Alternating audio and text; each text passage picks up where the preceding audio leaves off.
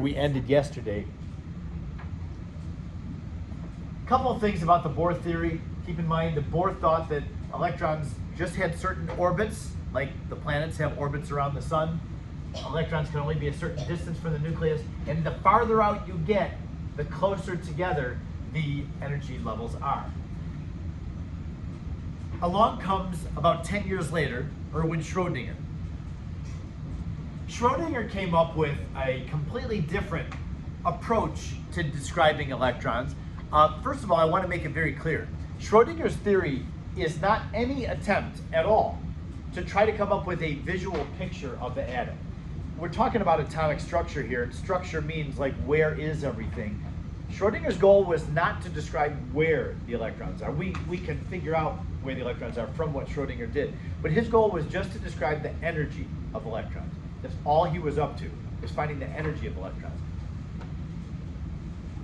He turned out to treat electrons as if they were waves. He was not considering the fact that electrons have mass and are truly particles. Because they're so small, electrons can actually have a wave characteristic, and he was using that wave characteristic as the sole means for describing electrons.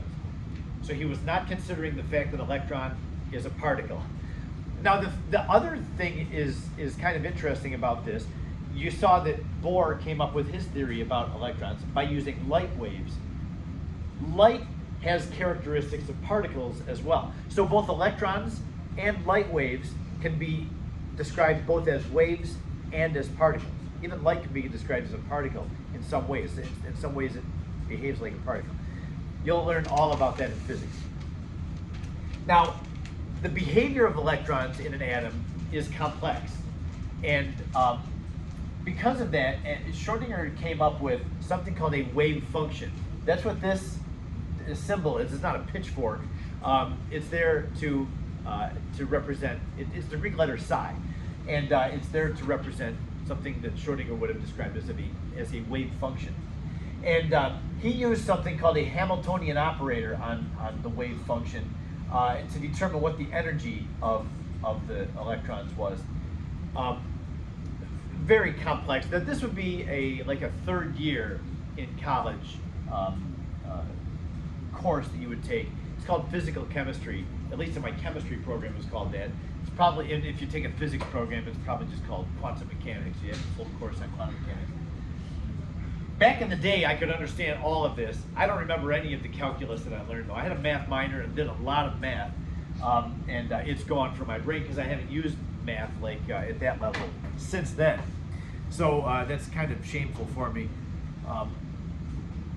Because yeah, at the time I could understand all of this really well. We didn't have computers at the time, so we were stuck like taking the Schrödinger equation and hand graphing everything, and that was a lot of work. You'll see what the shapes of orbitals were like. We had to come up with that by hand, and it works, and it's pretty cool the way it works, but man, it was a lot of work. All right, so keep in mind, Schrödinger was not trying to come up with a picture, but we're able to interpret what he did with a picture. And so a solution to the Schrödinger equation allows us to come up with regions in space where we find a high probability that we'll find electrons. Now, these regions in space are known as orbitals. And according to the Schrödinger model, there are 2 electrons that would be allowed in each orbital. So there are 4 different energy sublevels that we're going to learn about. So according to Bohr, Niels Bohr, electrons were only in certain possible rings. Schrödinger says, no, rings are too simple. Each energy level is broken up into sublevels. There are sublevels within. The sublevels are called S, P, and then on the next slide, D and F. S, P, D, and F are the sublevels that electrons can be in. And they get progressively more complex. S is the simplest, where the shape is just a spherical shape. Now, I know that S and spherical both have S's in them, but it's not called S because it's a spherical shape. The S is standing for something else. But in an S orbital, you've got this spherical shape, and in that shape, somewhere in that spherical shape, 2 electrons are found. Now, in the next picture, to the right of this first one, we have an S orbital and then another S orbital. What this is showing, and it's labeled down here, the first S would be in the first energy level, and then the bigger one on the outside of the first one, that would be in the second energy level. Now, just like with Bohr, the higher the energy level, the farther the electrons are from the nucleus. The first energy level just has one S as its sublevel, and that's it. Then the first energy level is done. It's very small and simple. In the second energy level, there's 2S, but then there's also a P. And then when I'm saying 2S versus 1S, the 1 and the 2 represent the energy level. And within that energy level, we can have these sublevels. So after S is filled, then electrons start going into P sublevels. P sublevels have a different shape. They're not spherical. We call these dumbbell-shaped orbitals. Now, within a P sublevel, there are 3 orbitals. The orbital is the actual shape that the electrons can be in. And keep in mind, up at the top of the slide, as it reminds you, each orbital has room for 2 electrons. So there's 2 electrons that go into 1s, and then it's full. It doesn't hold any more. Then 2 electrons will go into 2s, and then it's full. It doesn't hold any more. So then any electrons after that will have to next go into the 2p. This shape is kind of weird looking, but this has room for 2 electrons. Now, there's like 2 parts of this orbital, and you think, oh, well, that's obvious. 1 electron would go in there, and 1 electron would go over there. Maybe, but in this space, in this shaped space, there's room for 2 electrons. So they might wind up both being over on the same side. We don't know. We just think that there's like a 90 or 95% probability that the electrons are somewhere in there. So this space, this p orbital, has 2 electrons, capacity of 2 electrons. This one has room for 2 electrons, and this has room for 2 electrons. If you look at this, these are 3-dimensional graphs. You need to assume that the x, y, and z axis are all 90 degrees from each other. It's not really shown like that. The y is kind of cast off like at a 45-degree angle, but it's really not. The y axis is coming straight out of the board and back into the board so that it's perpendicular to the other 2. So on the plane of the board is the xz plane, and then the y axis is straight out of that, perpendicular. If we take all 3 of these orbitals, that makes up the p sublevel. And if we put them all together so that you can see that the origin is in the middle each time, put them all on the same origin, and you have the x-axis here, the z-axis here, and then the y-axis is coming straight out. All these are perpendicular to each other, and notice they don't overlap one another. The 3p orbitals don't overlap one another. They all have their own space. So in this p sublevel, there's room for 6 electrons. 2 in this, 2 in this, and 2 in this. Each orbital has room for 2 electrons.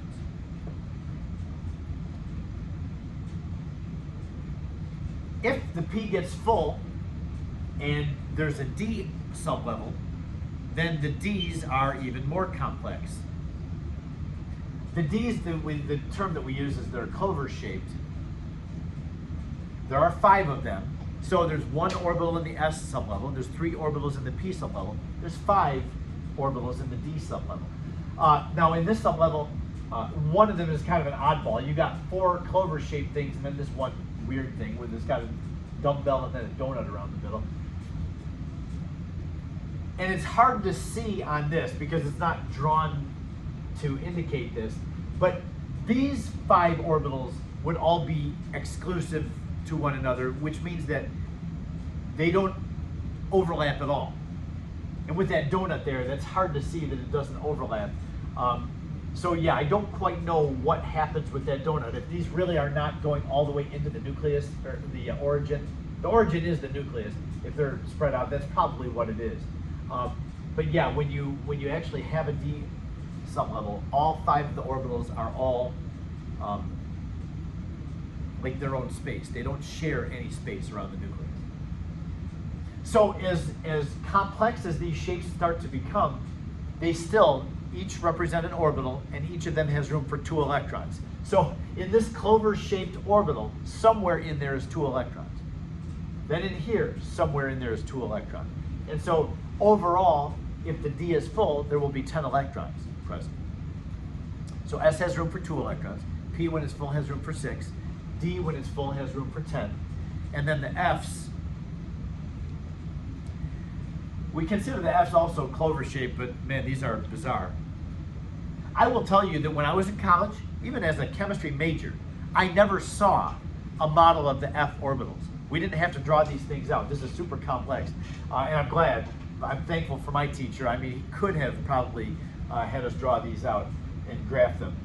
Really glad that he did.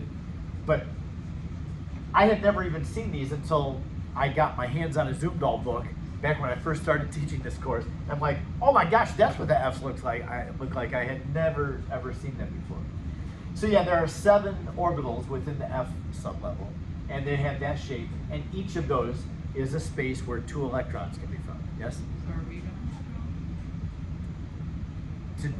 To do what? to draw? No, you will not have to draw any of them. No. You should know that S's are spherical in shape and P's are dumbbell in shape, but that's all as far as shapes go. You will never be asked about the shape of a D or an F and have to draw anything. None. You have to actually do the math to be able to draw them and graph them by hand. We're not there. I couldn't even teach that anymore because I don't remember any of them. I just remember having to do it back then. Okay, so to summarize this, I'm going to take you to the next slide here, where it breaks down the different possible energy levels. Now, there are more than 5 energy levels. That's all I have shown on this slide, and I didn't continue it on the next slide. So this will at least allow us to see a pattern for how the electrons are arranged. So in the first energy level, the N represents the energy level. Just like in the Bohr formula, the Bohr formula had the term Z squared over N squared. N represents the energy level. That's the same N here. The higher the N, the farther from the nucleus the electrons are.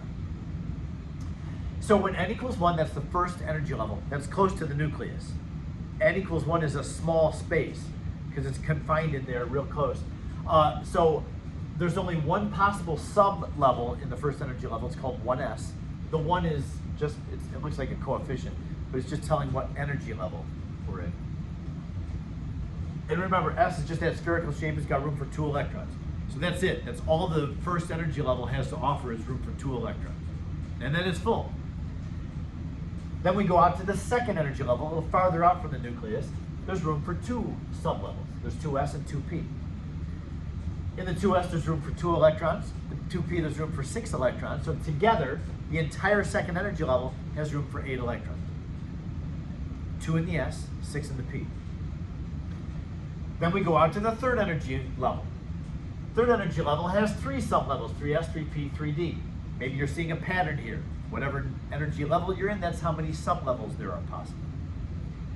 3s has room for 2 electrons, 3p has room for 6, 3d has room for 10. 2 plus 6 plus 10 is 18. So when the third energy level is full, there's 18 electrons. Go to the fourth energy level, 4 sublevels, 4s, 4p, 4d, and 4f.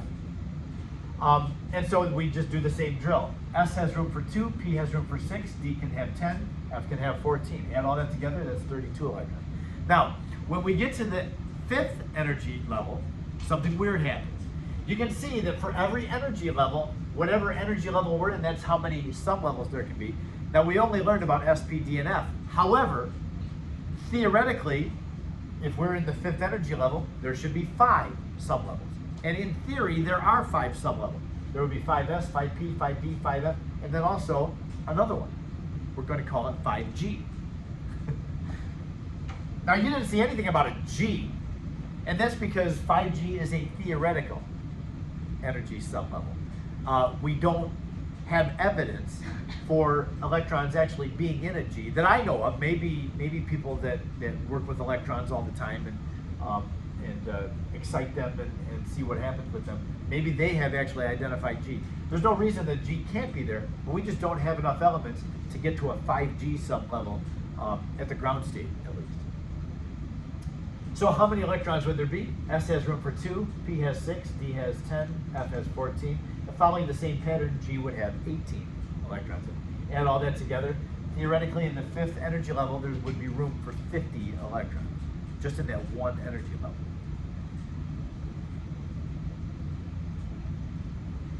So this is going to start to have us putting things into some order, some logical order with how the electrons are arranged.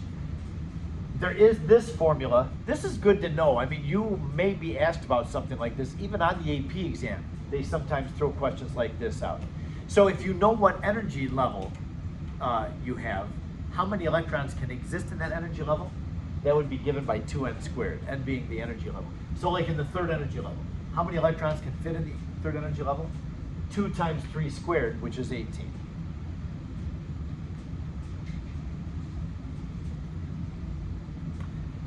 When Schrödinger developed his model, he was thinking way high above where we're thinking. He was thinking all mathematically. He was not thinking about simple terms like this. We've been able to interpret his terms. And out of the Schrödinger equation, there are 4 quantum numbers. The 4 quantum numbers are not part of our curriculum in here. So I'm not going to spend any class time with the 4 quantum numbers.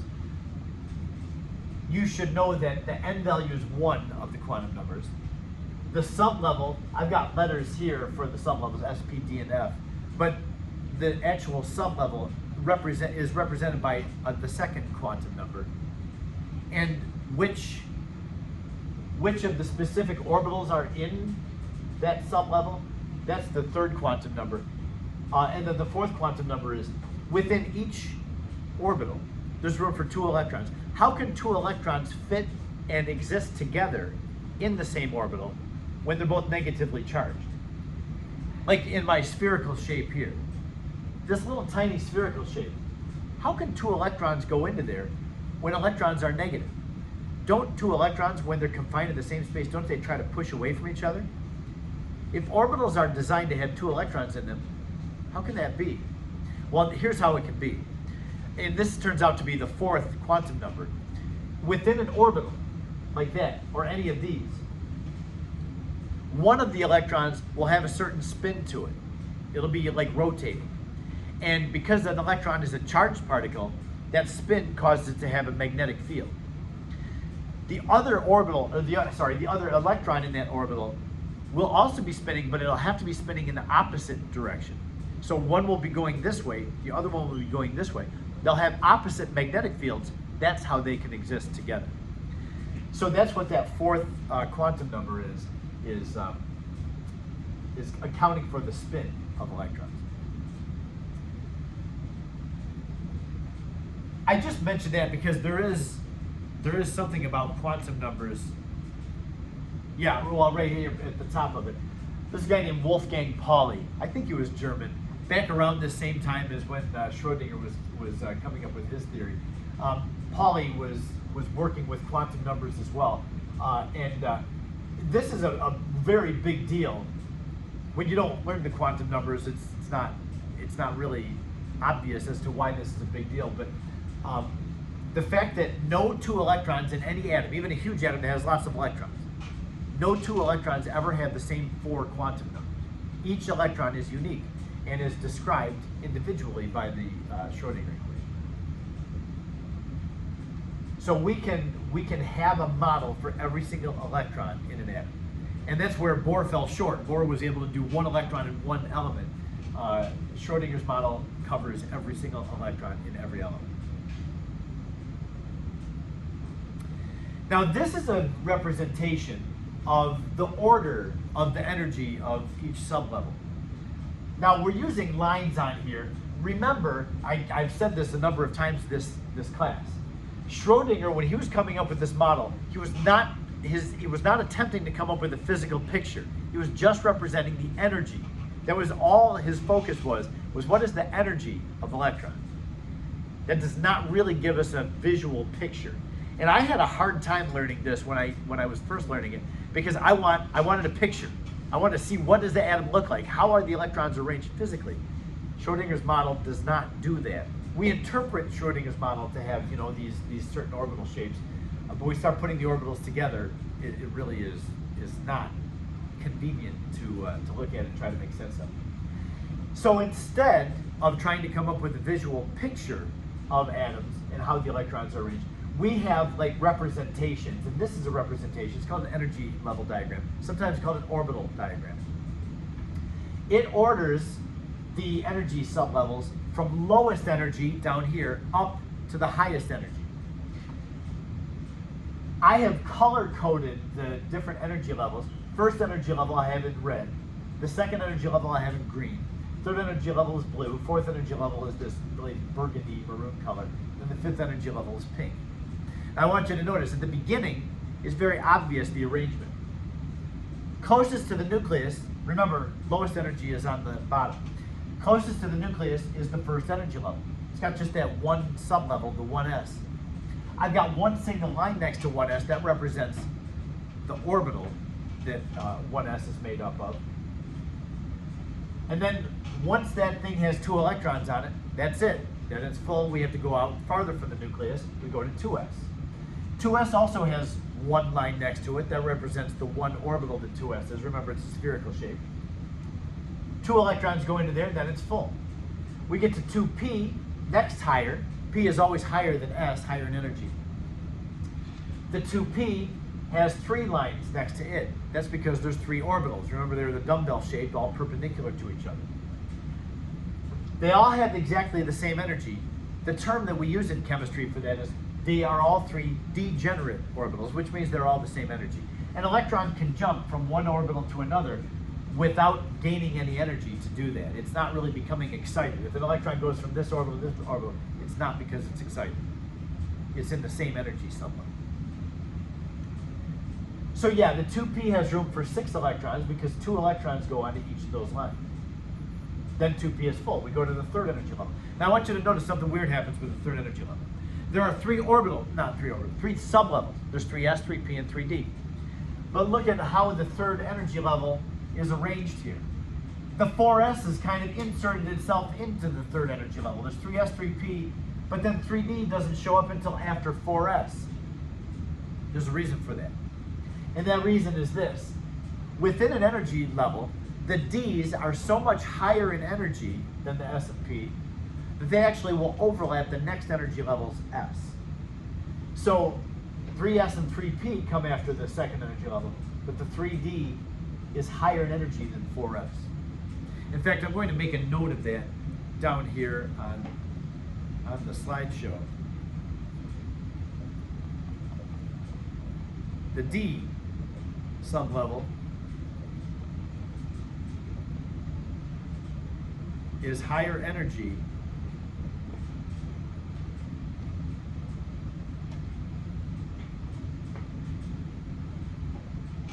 than the next level's S.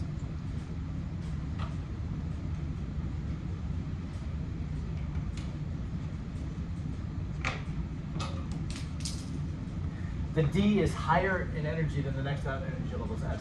So yeah, 3S, 3P, we don't see 3D until after 4S. So that means the fourth energy level, look at how choppy that thing is. We have 4S, and then comes the 3D. That takes care of the third energy level. And after 4S comes 4P, but then we don't get 4D until after 5S. So we have 4P and then 5S and then comes 4D. But remember, fourth energy level also has the 4F energy sublevel. And that's way up here, way up here. Look how much higher.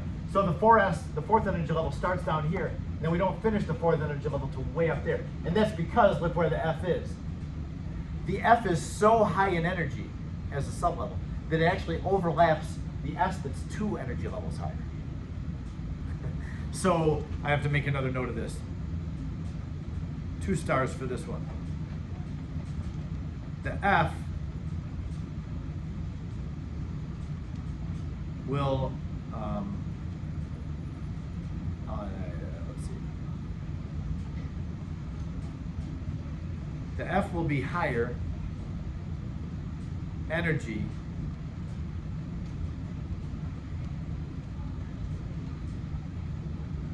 than the S2 levels up.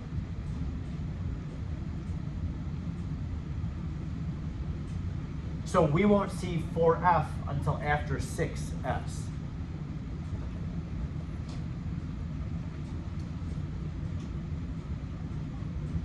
Now this is intimidating. I think is probably an understatement. When you look at this, if you've never seen this arrangement of orbitals before, or of the sublevels, you think, my goodness, how am I going to remember all this? There's all this overlapping going on, and the energy levels don't stay together. Like the third energy level, it's not all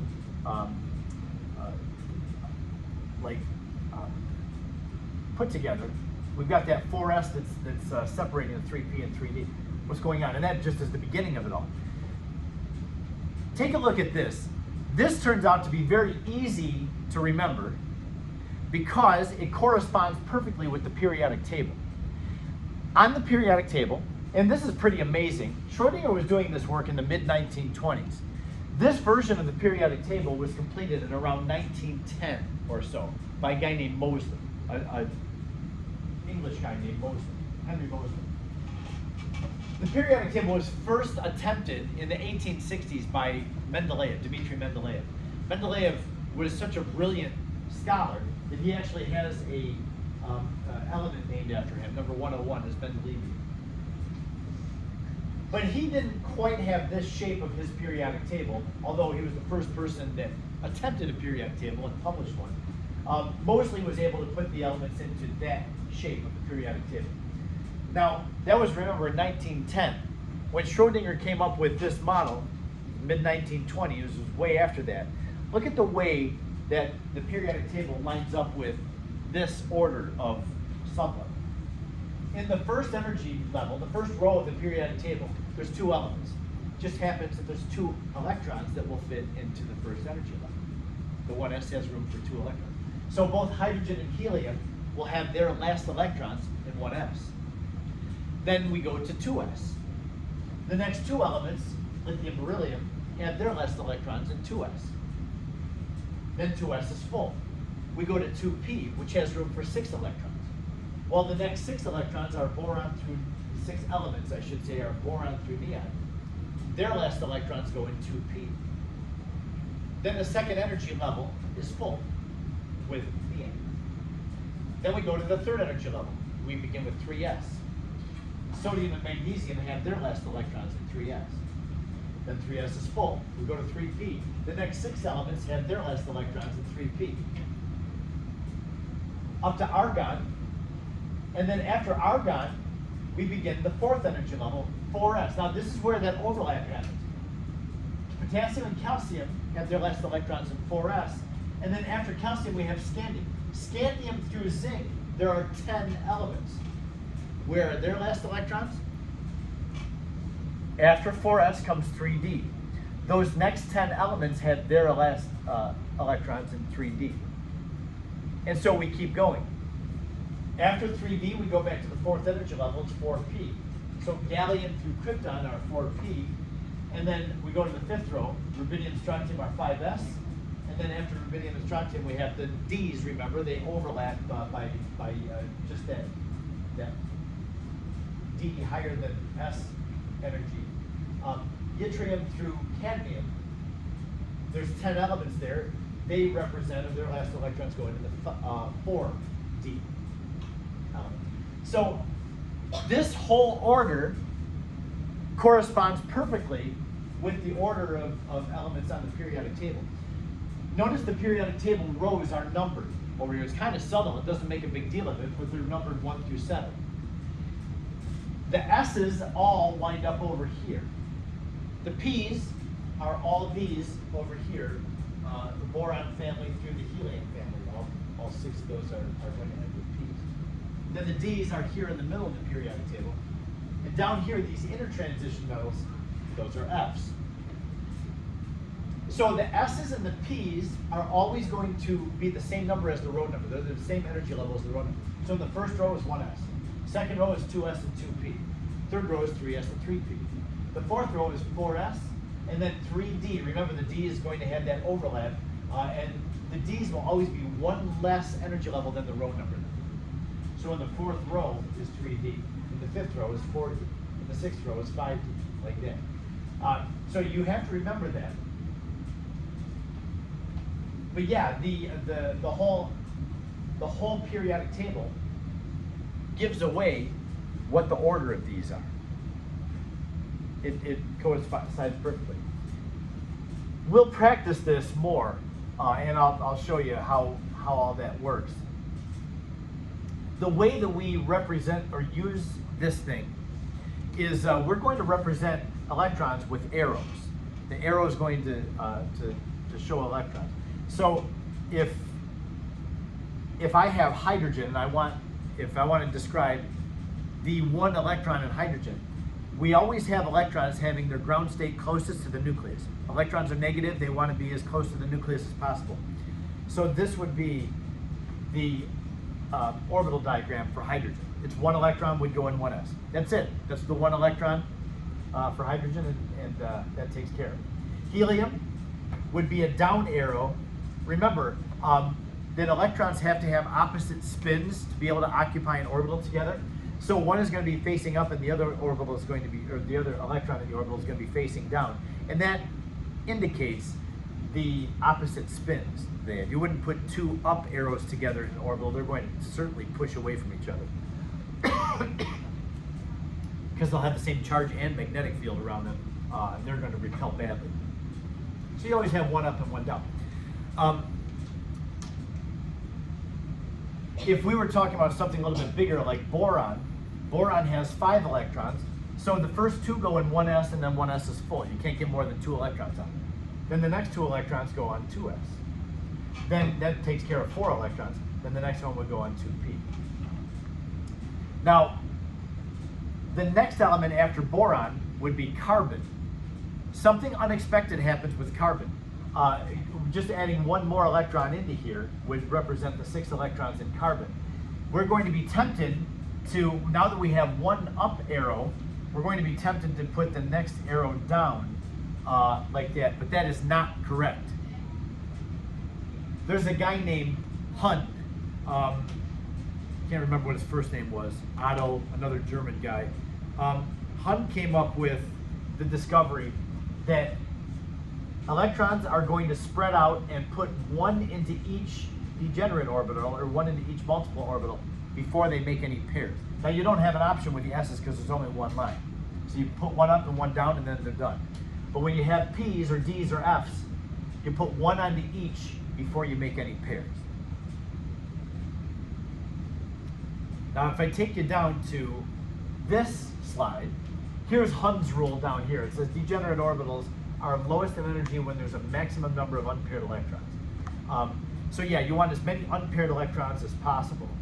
So you don't pair any up until you have one electron on each line. Take a look at this question though. This question says, the correct orbital diagram for nitrogen. Now nitrogen has atomic number 7. So how would we arrange 7 electrons? I normally do my orbital diagrams vertically, starting at the bottom and then going up. What we have shown here is 6 electrons, 2 in 1s, 2 in 2s, and then 2 in 2p. That's carbon. Nitrogen is the next element. We just have to put one more electron in. So according to Hund's rule, we put that last electron in there. We want to try to put one electron on each one before we make any pairs. Now nitrogen doesn't have any pairs in the 2p. It's just those 3 electrons. That accounts for 7 electrons. So this question, which one is correct? A, B, C, or D? A is correct. It's not B because B violates Hund's rule. We're not going to go up, down, up. We're going to go up, up, up, and then if there's any more in there, then we'll start pairing them up. But not B because of this. It's not C. What's the matter with C? You can't move on to 2p until 2s is full. So yeah, this thing is our problem here in C. C is no good. Yeah, we can't fill anything into 2p unless 2s is full. What's the matter with D? There's too many electrons. Yeah, D is showing 8 electrons. That's not nitrogen. Nitrogen only has 7. 2, 4, 5, 6, 7, 8. So it's not that one. That one right there is our culprit. So yeah, A is the correct answer. We got 2 in 1s, 2 electrons in 1s, 2 electrons in 2s, and 3 electrons in 2p. Just one other quick thing, it's about time to go. I want to at least introduce this so tomorrow we can finish. Whoops. I'm going to skip this slide. This is pretty easy. You just have to know what the possible energy sublevels are in each of the energy levels. Skipping that, oh, I forgot about this too.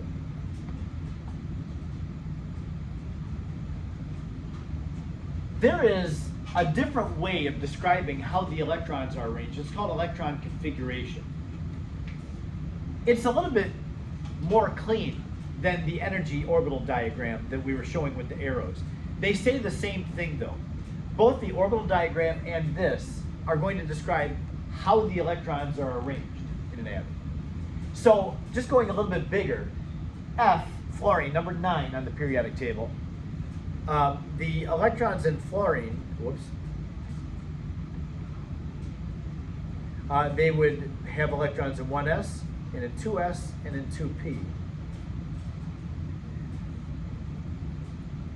For 9 electrons, we start at the bottom. We'll have an electron going up and down in 1s, then electrons going up and down in 2s. That takes care of 4 of the electrons, then we have 5 more to get 9. Here's number 5, number 6, number 7, remember put 1 in each, and then number 8 and number 9. So this is the electron arrangement of the fluorine atom.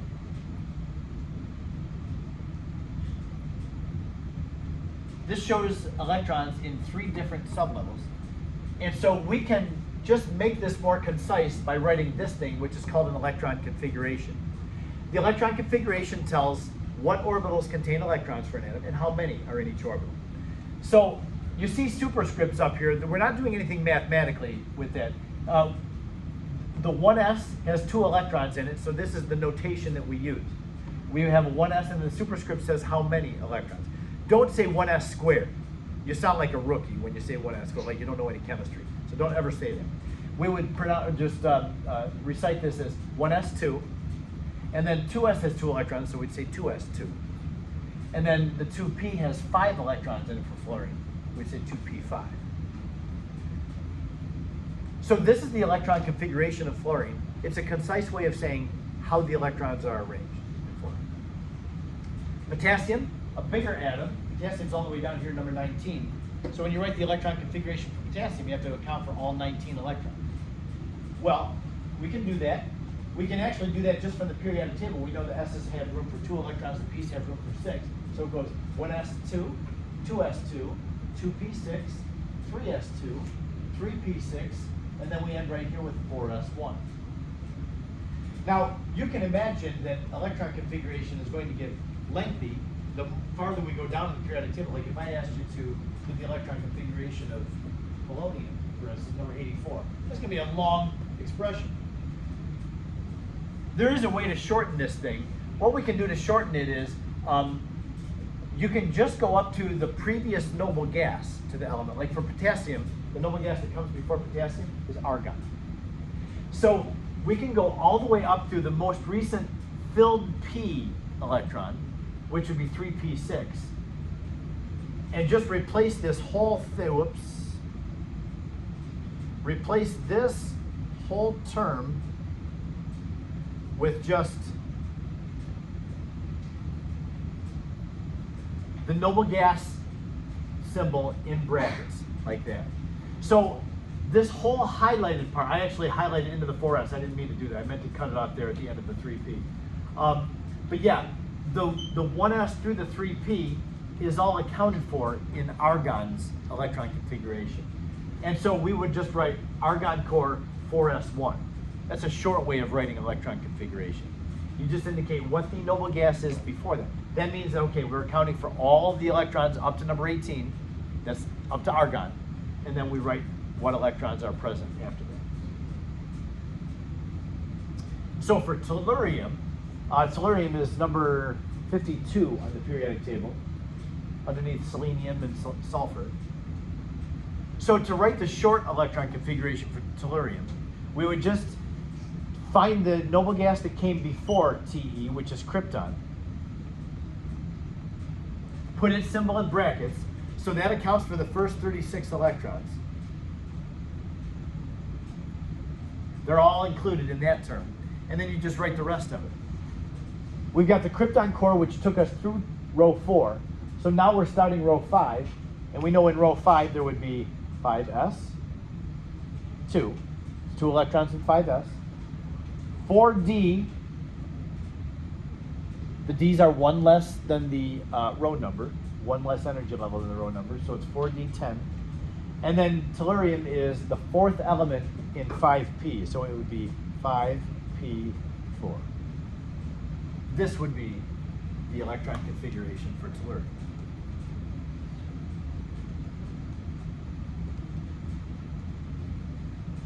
So we'll go over this tomorrow. I'm going to have you practice this a little bit tomorrow. We'll get the hang of this. This is a very accurate, as much as we know about chemistry currently in the year 2025, this is still, the theory is 100 years old and we're still using it, which doesn't mean that it's going to be good forever. We may find in a couple of years, oh my goodness, Schrödinger was wrong, and here's the way that we think of electrons. But for right now, this is the best information that we have. And there's a lot of evidence, scientific evidence backing this up. So we'll continue this tomorrow.